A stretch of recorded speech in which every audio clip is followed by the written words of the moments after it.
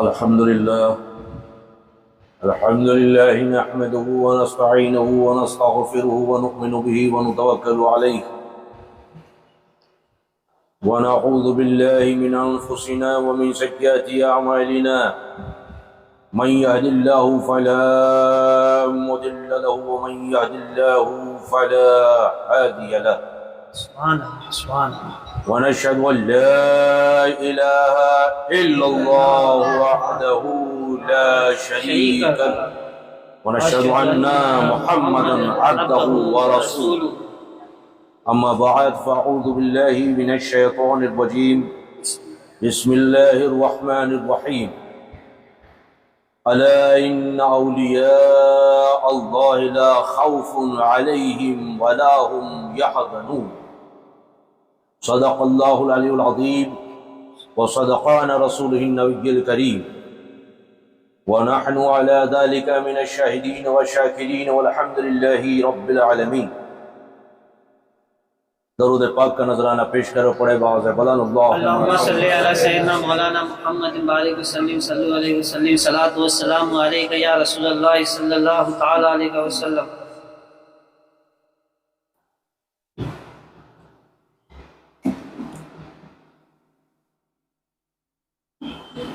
دیدار ذوالجلال ہے، دیدار ذوالجلال ہے پیران پیر کا. سبحان اللہ سبحان اللہ کا ہاتھ ہاتھ ہے اللہ پیران پیر کا. سبحان اللہ میرا محی الدین محیب ہے لقب، بے شک بے شک.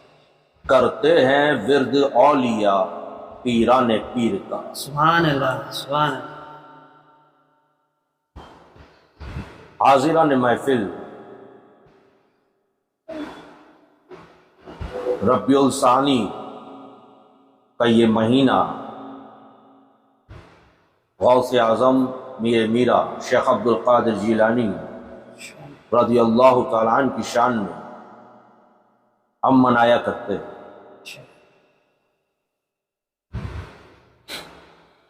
آپ کا لقب محبوب سبحانی، قطب ربانی، سلطان الاولیاء، یعنی جتنے پہلے سلطان ولی گزرے اور تا قیامت تک جتنے آئیں گے ان سب کے سلطان شیخ عبدالقادر جیلانی. سبحان اللہ سبحان اللہ. اب بات اگر غوث اعظم کی کروں، سلطان الاولیاء کی کروں، یہ تو ہم تقاریروں میں سنتے رہے. آپ کی شان بیان کرنے کے لیے نہ تو میرے پاس کوئی زبان ہے، بے شک. نہ اتنا علم ہے، نہ اتنی حیثیت. لیکن جب بڑوں کی شان کو بیان کرنے کی بات آئے، یہ بتانے کی بات آئے کہ بڑوں کی شان کیا ہوتی ہے، اور نہ بتا پائے آپ، تو اس بڑوں سے چھوٹوں کی شان کو بیان کرو. سبحان اللہ سبحان اللہ. بے شک یہاں سے وہ بڑے کا مرتبہ پتہ چل جائے. بے شک بے شک. اللہ تبارک و تعالی نے قرآن مجید میں فرمایا الا ان اولیاء اللہ لا خوف علیہم ولا هم يحزنون. بے شک اللہ کے ولیوں کو نہ کسی چیز کا غم ہے نہ خوف. بے شک بے شک. تو غوث اعظم کی بات کروں، یہ بھی کریں گے ہم، لیکن پہلے میں ان سے چھوٹے جو جن کے وہ سلطان، تمام اولیاء کے وہ سلطان ہیں، ان میں سے کچھ اولیاء کا ذکر کر دوں. آپ بات کو پکڑ لیجئے گا، کیچ کر لیجئے گا، کیونکہ سنیت میں فیلڈرز بہت کم ہیں، تو زیادہ جلدی کیچ نہیں کرتے. میرا کچھ نہیں جاتا، آپ کیچ نہیں کرو گے میرا تو سکسر لگ جائے گا. لیکن یہاں آپ کو کیچ کرنا ہے. بے شک بے شک. تو اشارہ کس طرف؟ اب سرکار غوث اعظم کی بات کروں تو آپ سنتے رہتے انشاءاللہ کریں گے وہ، اچھا لیکن بڑے کی شان و مرتبہ جاننے کے لیے چھوٹے کی مرتبہ اور شان کو جاننا بہت ضروری ہے۔ بے شک جو اللہ کے ولی ہے، دیکھیے اللہ کا ولی جو ہم جسے کہتے ہیں تو ہمارے ذہن میں پہلی بات کیا آتی ہے؟ کوئی کرامت ہوگی، کوئی چمتکار ہوگا۔ تو یہ ضروری نہیں ہے کہ جو کرامت دکھاتا ہے وہ ولی ہے۔ بے شک اللہ کا ولی وہ ہوتا ہے جس کے چہرے کو اور کردار کو دیکھ کر کے خدا کی یاد آ جائے، سبحان اللہ سبحان اللہ اسے اللہ کی ولی کی صفت کہا گیا۔ بے شک بے شک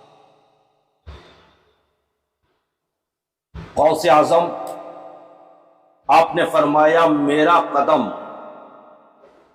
تمام اولیاءوں کی گردن پر ہے۔ بے شک سبحان اللہ یہ نہیں کہا کہ ابھی جتنے اولیاء، تمام اولیاء، یعنی آپ سے پہلے جو گزرے ان پر بھی، اس وقت جو تھے ان پر بھی، اور جو قیامت تک آنے والے ہیں ان پر بھی، بے شک سبحان اللہ سبحان اللہ یعنی جب تک غوث اعظم کا قدم مبارک ان کی گردنوں پہ نہ آ جائے اسے ولی کی سرٹیفکیٹ مل ہی نہیں سکتی۔ بے شک بے شک تو جب آپ نے یہ اعلان کیا کہ میرا پیر تمام اولیاءوں کے گردن پر ہے، اس وقت تو غریب نواز نے بھی اپنی گردن جھکائی بے شک بے شک خراسان کی پہاڑیوں میں، سبحان اللہ لیکن ان سے پہلے جو دنیا سے گزر چکے ہیں، ان سے پہلے جو دنیا سے گزر چکے ہیں، انہوں نے بھی اپنی اپنی قبروں میں اپنی گردنوں کو یہ حکم سن کر جھکا دیا، سبحان اللہ سبحان اللہ اور جتنے آنے والے ہوں گے، جتنے قیامت تک آنے والے ہوں گے، ہم دنیا میں آنے سے پہلے کہاں تھے؟ عالم ارواح میں، ہماری روح وہاں رکھی ہوئی ہے۔ جتنے قیامت تک آئیں گے تو عالم ارواح میں جتنے تھے، جب غوث اعظم کا یہ فرمان سنا تو ان روحوں نے بھی، جن کو اللہ نے چاہا، ان روحوں نے بھی اپنی گردنیں عالم ارواح میں جھکائی۔ سبحان اللہ سبحان اللہ یہ ایسے ہی معاملے طے نہیں ہوتے۔ بے شک دیکھیے ولی ہوتا کیا، یہ تو ایک ادنا سی کرامت بتا رہا ہوں۔ داتا علی ہجوری رحمت اللہ علیہ، سبحان اللہ آپ سفر میں تھے، ایک جگہ بیٹھے، جب برٹش کی حکومت تھی ہمارے یہاں، ایک آفیسر آیا، آ کر کے آپ کے پاس بیٹھا، اس نے آپ کو نیچے سے اوپر، اوپر سے نیچے دیکھنا شروع کیا۔ اس کو ایک عجیب بات دکھائی دی کہ آپ کے ہاتھ میں تسبیح ہے۔ تو تسبیح آپ سمجھتے ہیں، اتنا تو پڑھ ہی لیتے ہوں گے، وہ تسبیح ہے، یہ والی ایسی والی۔ وہ بار بار وہ انگریز سپاہی وہ تسبیح کو دیکھ رہا ہے، دیکھ رہا ہے، دیکھ رہا ہے، اور جب صبر نہیں ہوا تو کہنے لگا سرکار، حضرت یہ بتائیے یہ کیا ہے؟ اب حضرت تو اللہ کا ورد و ذکر کر رہے ہیں تسبیح سے، بتائیے یہ کیا ہے؟ تو حضرت نے، اس اللہ کے ولی نے انگریز کی طرف دیکھا اور کہا کچھ نہیں، اشارے سے کہا، جو اس کے کندھے پہ بندوق رکھی ہوئی تھی اس کی طرف اشارہ کر کے کہا یہ کیا ہے؟ انگریز نے پوچھا یہ کیا ہے، مگر اللہ کے ولی نے کہا جو تیرے کندھے پہ بندوق ہے، اشارے میں کہا یہ کیا ہے؟ اس نے کہا حضرت یہ میرا ہتھیار ہے۔ حضرت نے کہا یہ میرا ہتھیار ہے۔ سبحان اللہ سبحان اللہ اور وہ تیرا ہتھیار ہے، یہ میرا ہتھیار ہے۔ تھوڑی دیر گزری، انگریز کے دل میں پھر خیال آیا کہ یہ میرا ہتھیار، وہ ان کا ہتھیار تو برابر ہے۔ बेचैनी हो गई। बुजुर्ग से कहने लगा, सरकार अब बताइए, अगर ये आपका हथियार है, ये हथियार किस काम आता है? आप फिर खामोश हो गए। दूसरी बार पूछा, ये हथियार किस काम आता है? अल्लाह के वली ने फिर आपकी वो अंग्रेज की बंदूक की तरफ इशारा करके कहा, ये हथियार किस काम आता है? उसने कहा, मेरे हथियार का कमाल देखना चाहते हो? अल्लाह के वली ने कहा, आप दिखाओ तुम्हारा हथियार क्या कमाल करता है। उसने बंदूक निकाली, गोली भरी, निशाना बांधा और कहा, देखो हजरत, मेरे हथियार का कमाल। वो सामने दरख्त है, दरख्त पर एक परिंदा है, मैं उस परिंदे पर निशाना बांधे हुए हूं, आप देखिएगा मेरे हथियार का कमाल। उसने ट्रिगर दबाया, बंदूक में से गोली हवाओं फिजाओं से चीरती हुई उस परिंदे पर लगी। परिंदा फड़फड़ा कर गिर कर मर गया। अंग्रेज ने कहा, देखा ये मेरे हथियार का कमाल। सरकार उठे, सुभान अल्लाह, सुभान अल्लाह। आपका हथियार? सरकार उठे, वो परिंदे के पास गए जो मरा हुआ था, अपनी दरूद वाली तस्बीह को उस परिंदे के जिस्म पे रख दी। वो परिंदा उठा, हवाओं फिजाओं को चीरता हुआ आसमान की तरफ उड़ के चला गया और कहने लगे, देखिए मेरे हथियार का कमाल। सुभान अल्लाह, सुभान अल्लाह, सुभान अल्लाह। तो हथियार में भी फर्क है। बेशक बेशक। अल्लाह का वली, देखिए हम न्याज करते हैं 11वीं शरीफ। अब कुछ लोग कहते हैं कि नहीं करनी चाहिए वगैरह वगैरह। हालांकि मैंने एक वीडियो में कहा था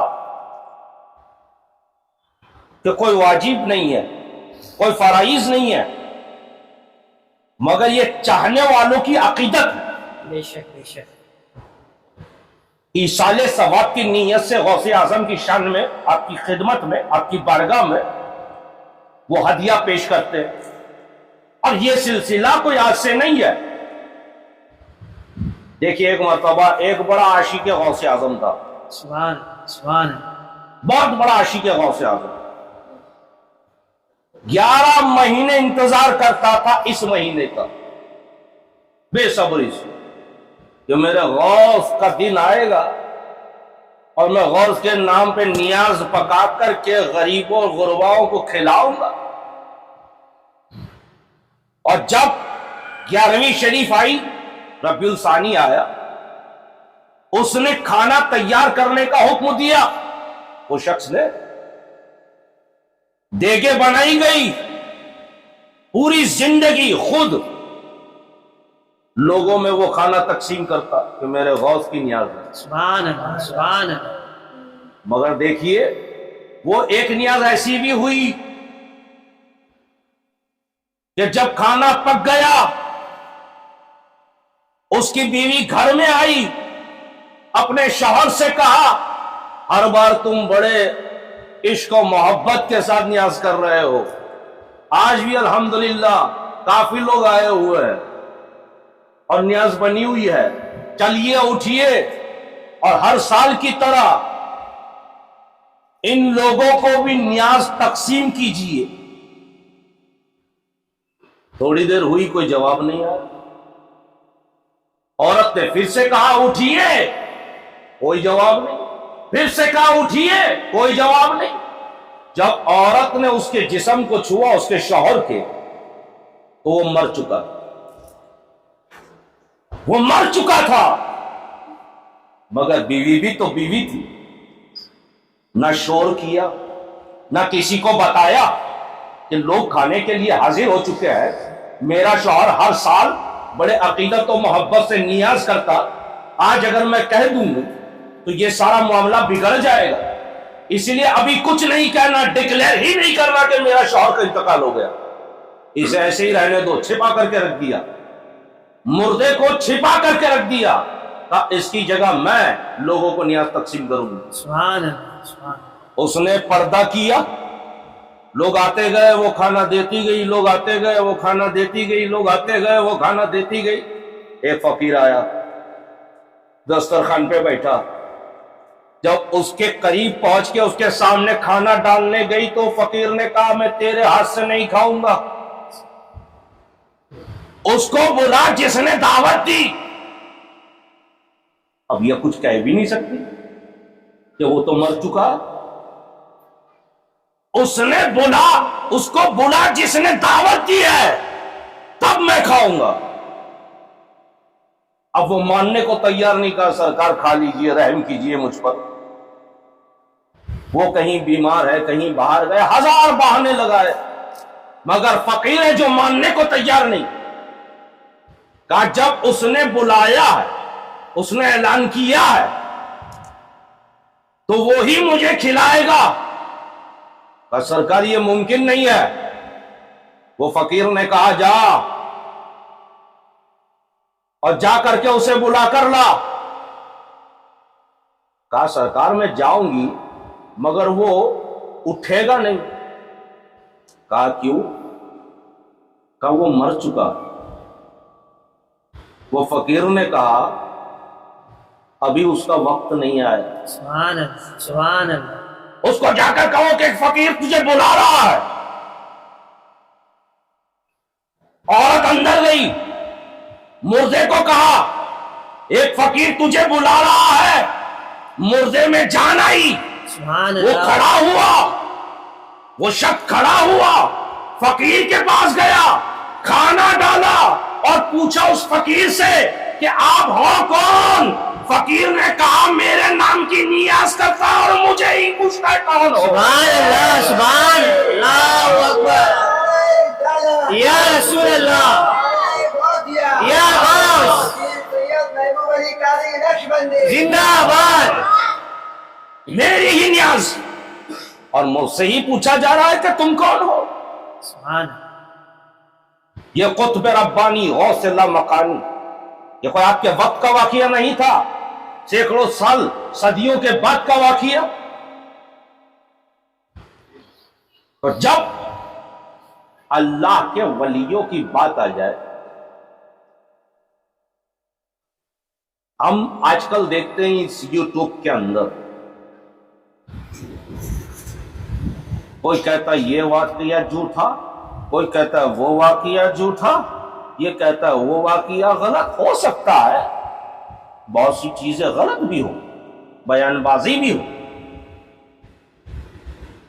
لیکن جب تک کہ اس کا پورا ثبوت پرمان نہ ملے، ہمیں بات کو آگے نہیں بڑھانا چاہیے۔ آپ کسی بھی فرقے سے ہو، اور جن کی میں بات کر رہا ہوں وہ تو فرقہ اہل سنت سے ہے، میرے ہی فرقے سے، ان کا کام ہی وہی ہے۔ ایک واقعے کا ویڈیو چلاتے اور پھر کہتے ہیں یہ غلط ہے۔ یہ آپ کیسے کہہ سکتے ہو کہ یہ غلط ہے؟ دیکھیے علم ایسی چیز ہے، بڑے سے بڑا علماء بھی ہو یہ دعویٰ نہیں کر سکتا کہ مجھے 100% علم کی معلومات ہوگی۔ بے شک، کر سکتا ہے؟ نہیں کر سکتا۔ علم وہ چیز ہے کہ جب مولانا روم رحمت اللہ علیہ شمس تبریز سے بیعت ہوئے، اس کے پہلے شمس تبریز رحمت اللہ علیہ سے بیعت ہونے سے پہلے، اب شمس تبریز اللہ والے تھے جس کو ہم آج کل مستان کہتے ہیں۔ بے شک، بے شک۔ آج کل ہم چھیڑتے ہیں ایسی شخصیتوں کو، ہم نہیں جانتے کہ وہ کیا شخصیت ہوگی، کیا ہستی ہوگی۔ بے شک۔ حضرت شمس تبریز یہاں وہاں گھومتے رہتے، پھٹے پرانے کپڑے ہوتے، لوگ مست کہتے۔ اب مولانا روم اس صدی کے سب سے بڑے علماء اپنے دارالعلوم میں بیٹھے کتابیں لکھ رہے ہیں۔ پہلے تو چھپائی مشین نہیں ہوتی تھی، ہاتھوں سے لکھی جاتی، کتابیں لکھ رہے ہیں، لکھوا رہے ہیں اپنے طالب علم لڑکوں سے۔ حضرت شمس تبریز آئے اور کہنے لگے روم یہ کیا ہے؟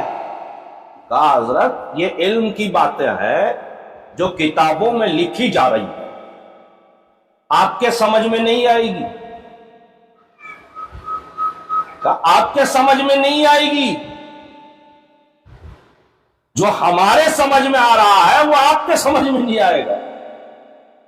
شمس تبریز نے کہا اب ایک ایسا حوض نما پانی کا، اس کے بارڈر پر بیٹھے ہوئے طالب علم کتاب لکھ کر کے سکھا رہے تھے وہ سیاہی کو، شمس تبریز پہنچ گئے، کہا ہو گیا تمہارا کام؟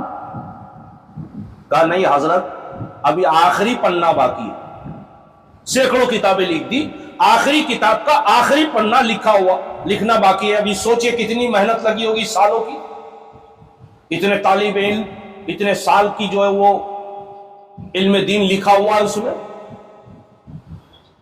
کہا ٹھیک ہے، تھوڑی دیر یہاں وہاں گھومے پھر آئے، اب ہو گیا؟ کہا آدھا پنہ باقی ہے، پھر گئے پھر آئے، اب ہو گیا؟ کہا آخری لائن باقی ہے۔ جب مولانا روم نے کہا آخری کتاب کی آخری لائن باقی، حضرت شمس تبریز وہیں کھڑے ہو گئے، اور جیسے ہی آخری لائن مکمل ہوئی، شمس تبریز نے جتنی بھی کتابیں تھی پانی میں ڈال دی۔ سالوں کا علم، اتنی محنت لکھنے میں، پانی میں جب کتابیں گئی ساری گھل گئی، سیاہی ساری گھل گئی، طالب علم اتنے غصے میں آ گئے کہ انہیں مارنے کے لیے کھڑے ہو گئے۔ مولانا روم نے کہا نہیں ماریے گا مت۔ شمس تبریز کو کہنے لگے حضرت آپ نہیں جانتے اس میں کیا تھا، آپ کو اس کا علم نہیں ہے کہ آپ نے کیا کیا، آپ نہیں جانتے کہ یہ کیا چیزیں تھیں۔ مولانا شمس تبریز نے کہا اچھا کچھ خاص تھا؟ کہا حضرت خاص؟ اسلام سے جڑی ہوئی تمام مسئلے اور جانکاریاں تھی، اور آپ کہہ رہے خاص تھا؟ صدیوں کی محنت تھی، سب کو پانی میں ڈال دیا۔ کہا مجھے کیا پتا اس میں کیا تھا۔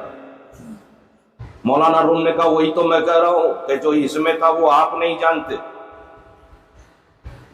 شمس تبریز پانی میں اتر گئے۔ سبحان اللہ۔ مولانا روم نے کہا اتر کے کیا فائدہ، سیاہی تو پانی میں گھل گئی۔ مولانا روم نے کہا رکو، شمس تبریز نے کہا رکو، وہ ساری کتابوں کو باہر نکالا، باہر نکالنے کے بعد وہ کتابوں کو جب کھول کر ہاتھ مارا تو پانی نہیں مٹی نکل رہی تھی۔ سبحان اللہ۔ مولانا روم نے جب دیکھا کہ ایک بھی حرف پانی میں گھلا نہیں ہے، جیسے تھا ویسے ہی ہے، کہا یہ کیسے ہوا سرکار؟ شمس تبریز نے کہا تو نے کہا تھا اس میں جو ہے وہ میں نہیں جانتا، لیکن میں نے جو کیا وہ تو نہیں جانتا۔ سبحان اللہ، سبحان اللہ۔ تو یہ اللہ کے ولیوں کا ایک مزاج ہوتا۔ آج کل کے دور کے اندر اب دیکھیے گا، میں نے ہمیشہ بارہا کہا، آج بھی کہتا ہوں، اللہ تبارک و تعالی ہمیں اور آپ کو راہ راست پہ رکھے، آمین آمین بھٹکنے سے بچائے۔ آمین۔ ایسے ایسے پیرانے حضرات لانچ ہو چکے ہیں، کوئی ناچ رہا ہے، کوئی گا رہا ہے، کوئی مسجد میں بیٹھ کر ذکر کے نام پر بے حرمتی کر رہا ہے۔ آپ یوٹیوب پہ دیکھیے تو ہم اور آپ کون سی سنیت پر عمل کر رہے ہیں؟ کیا غوث اعظم نے ہمیں اس کا درس دیا یا ایسا درس دیا کہ اللہ کا ذکر کرو تو مسجد کے اندر بھاگتے ہوئے، دوڑتے ہوئے، اچھلتے ہوئے، کودتے ہوئے؟ میں نے تو ایک ویڈیو میں دیکھا ایک حضرت بیٹھے ہوئے اپنے کوئی جو تھے وہ مرید، وہ قریب آتا ہے، ان کو ہاتھ لگاتے ہیں، وہ کرنٹ مارتا ہے اور پتہ نہیں کیا وہ حاجری ٹائپ کا کچھ کرنے لگتا۔ جب میں نے وہ ویڈیو دیکھا تو وہ پیر صاحب پہ زوم کیا، مجھے لگا شاید کچھ کرنٹ ورنٹ وائر ڈالا ہوگا۔ میرے قریب جو بندہ بیٹھا آ رہے حضرت دیکھیے کیا پیر صاحب ہے. میں نے کہا یہ کرنٹ والے پیر صاحب، کرنٹ والے، یہ کرنٹ دیکھ کے حاصل کیا ہوا؟ حضرت کے کرنٹ دینے سے وہ ٹھیک ہوا؟ نہیں. حضرت کے کرنٹ دینے سے وہ روزدار ہوا؟ نہیں. حضرت کے کرنٹ دینے سے وہ نمازی ہوا؟ نہیں. حضرت کے کرنٹ دینے سے اسے کام دھندا ملا؟ نہیں. حضرت کے کرنٹ دینے سے اس کی پریشانیاں دور ہوئی؟ نہیں. میں نے کہا ہوئی ہے. اس نے کہا کس کی؟ حضرت کی. اس کی نہیں، حضرت کی ہوئی. سدھر جاؤ. ایسے حضرتوں کو میرا چیلنج نہیں، چیتاونی ہے، ورنہ ایسے پکڑ کے ماریں گے کہ یاد رکھو دین اسلام کو بدنام کرنا، سنیت کو بدنام کرنا، طریقت کو بدنام کرنا، کیا حال بنا دیا ہے آپ امت مسلمہ کا. دیکھیے ذرا، اتنا بہترین دین ہم تک پہنچا،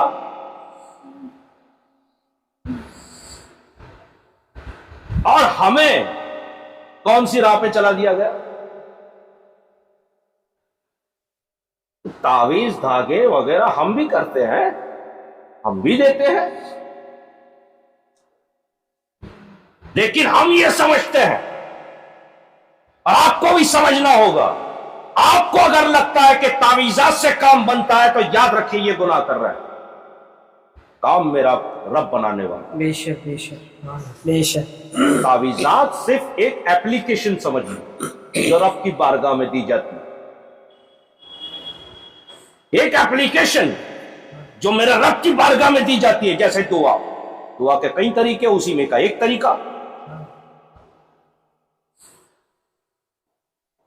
لیکن اسی تعویذات کے نام پر آج ٹھگا جا رہا ہے، ڈرایا جا رہا ہے، لوٹا جا رہا ہے. بے شک بے شک.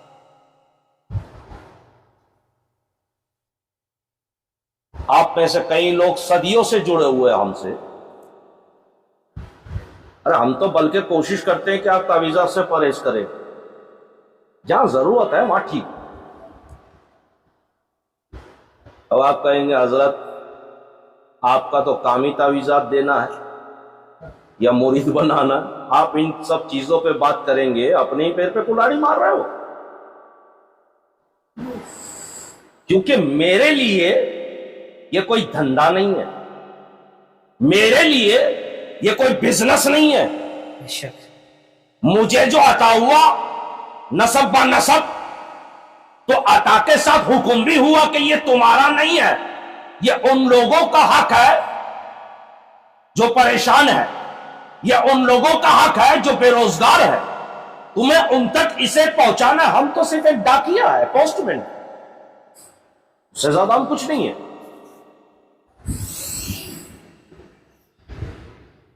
کئی لوگ میرے پاس آتے ہیں، حضرت یوٹیوب کے اندر ہم نے دیکھا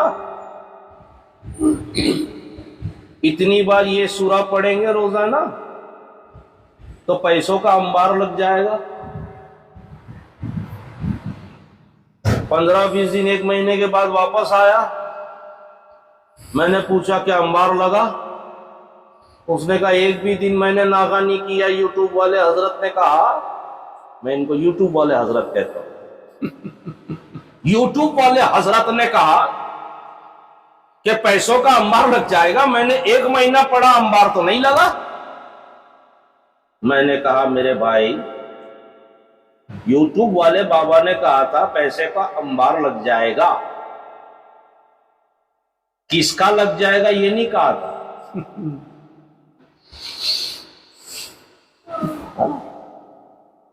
تجھے آیتیں پڑھاتے گیا، ویور سبسکرائب لیتے گیا، انبار تو وہاں لگ گیا. اب آپ کہیں گے کہ قرآن مجید کی آیات نہیں پڑھ سکتے؟ بالکل. ایک بات میرے سمجھ میں نہیں آتی، مجھے بہت کم ایسے لوگ ملے کہ میں قرآن پڑھتا ہوں یہ کہتے ہوئے. زیادہ تر یہی ملے، میں قرآن مجید میں سورہ قاف پڑھتا ہوں، میں قرآن مجید میں سورہ واقعہ پڑھتا ہوں، میں قرآن مجید میں سورہ مزمل پڑھتا ہوں، میں قرآن مجید میں یاسین پڑھتا ہوں، میں قرآن مجید میں ناس پڑھتا ہوں، میں قرآن مجید میں سورہ بقرہ پڑھتا ہوں، قرآن کیوں نہیں پڑھتا؟ بے شک، کہا حضرت وہ بھی تو قرآن ہے، قرآن تو پورا ہے۔ بے شک، بے شک، یعنی جو جو تو نے گنوایا یقیناً اس کی صفت بہت بڑی ہے، سبحان لیکن اللہ، جو جو تو نے گنوایا اس کا مطلب یہ بھی تو سمجھا جائے گا کہ باقی چیزوں پر تیرا ایمان نہیں۔ اگر میں سورہ توبہ پڑھ لوں، پورا قرآن الحمد سے ناس تک پڑھ لوں تو سمجھا یہ جائے گا مطلب نہیں۔ سورہ واقعہ ہی پڑھو، یہ خصوصاً جو ہے یہ وظائف ہے، ضعیف، اور وظائف کے اپنے طریقے ہیں۔ بے شک، بے شک، یہ ایسے نہیں کہ آپ بس پڑھتے چلے جائیں، پرہیزگاری ہوتی ہے، بہت سے وظائف ایسے ہوتے ہیں جن میں یہ چیزیں ہوتی ہیں۔ حضور بادشاہ میاں رحمت اللہ علیہ فرماتے ہیں، جب کوئی کہتا تھا حضرت کوئی وظائف بتائیے، سبحان اللہ، سرکار بادشاہ میاں رحمت اللہ علیہ فرماتے 3 وظائف بتاتا ہوں، اگر وہ کر لیا تو دنیا تیرے سامنے جھک جائے گی، نصب مقصد ہو جائے گی۔ کہا وہ کون سے 3 وظائف؟ بادشاہ میاں رحمت اللہ علیہ فرماتے سن، پہلا نماز، سبحان اللہ، سبحان اللہ، دوسرا قرآن، سبحان اللہ، تیسرا درود۔ سبحان اللہ، تو سب سے بڑا وظائف نماز پنجگانہ، بے شک، دوسرا قرآن مجید، تیسرا درود پاک۔ حضور سرکار بادشاہ میاں رحمت اللہ علیہ نے اپنی زندگی میں 13,000 سے زیادہ قرآن مجید مکمل فرمایا، سبحان اللہ، سبحان اللہ، اپنے لیے بھی بخشے۔ کئی مریدین جو آج بھی ہیں وہ کہتے ہیں کہ ہم نے کبھی بادشاہ میاں رحمت اللہ علیہ بات کرتے زیادہ نہیں دیکھا، بات کرتے تھے کوئی فری وقت میں، وہ تسبیحات میں رہتے، زیادہ تر قرآن مجید کا ورد کرتے، سبحان اللہ، 24 گھنٹے ان کا کام ہی یہ تھا، صرف سونے کے علاوہ اور 3 وقت کھانے کے علاوہ اگر کوئی کام تھا تو وہ نماز تھی، وہ قرآن تھا، وہ درود تھا۔ سبحان اللہ، جب ایسا تقویٰ ہو تب عبد الستار بادشاہ میاں بنتا، سبحان اللہ، جس طرح نبی کریم صلی اللہ علیہ وسلم نے غریب نواز کو ہندوستان کو عطا کیا، بے شک، بادشاہ میاں عطائے غریب نواز۔ سبحان اللہ، سرکار غوث اعظم فرماتے ہیں کہ جو پنجگانہ نماز پڑھتا ہے، جو پنجگانہ نماز پڑھتا ہے، نماز کے بعد درود پاک پڑھتا، مسجد کے نمازیوں کا احترام کرتا، اور پھر جمعہ کی نماز کے بعد 3 مرتبہ آیت الکرسی پڑھ لیتا ہے، وہ بندہ روز محشر میں جہاں کہیں بھی پھر رہا ہوگا، میں عبد القادر اس کی شفاعت کراؤں۔ سبحان اللہ، سبحان اللہ، اللہ تبارک و تعالی ہم پر اپنا فضل و کرم اور رحم و کرم فرمائے، آمین، آمین، اور ہمیں ان سب چیزیں جو ہم نے سنی یا کہی اس میں جو بھی غلطیوں سے معاف فرمائے، آمین، اور غوث اعظم کے وسیلے سے اللہ تبارک و تعالی ہماری دنیا اور آخرت کو ثواب، آمین، آمین، غزہ کے مسلمانوں پر رحم فرمائے، آمین، غزہ کے مسلمانوں اور فلسطین کے مسلمانوں پہ کرم فرمائے، آمین، اسرائیل کے خلاف مسلمانوں کو کامیابی عطا فرمائے، آمین، ہندوستان کی حفاظت فرمائے، آمین، ہندوستان کے مسلمانوں کی حفاظت فرمائے، آمین، ہندوستان کے تمام لوگوں کی حفاظت فرمائے۔ آمین، رب تبارک و تعالی ہمارے ملک میں امن اور شانتی اور بھائی چارگی عطا فرمائے۔ آمین۔ وما علینا الا البلاغ المبین۔ صلاۃ و سلام